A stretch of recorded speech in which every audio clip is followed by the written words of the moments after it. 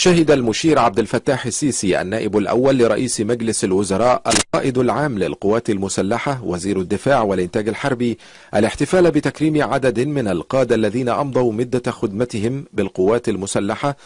وقام المشير السيسي بتقليد القادة المكرمين وسام الجمهورية من الطبقة الثانية تقديرا لتفانيهم في أداء مهامهم الوطنية طوال مدة خدمتهم بالقوات المسلحة.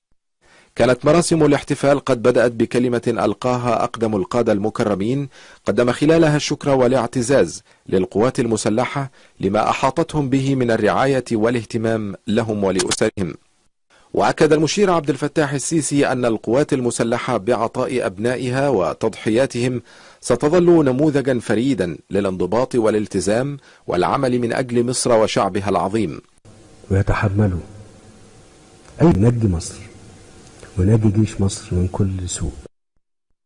حضر الاحتفال الفريق صدقي صبحي رئيس أركان حرب القوات المسلحة وقادة الأفرع الرئيسية وعدد من كبار قادة القوات المسلحة وأسرهم.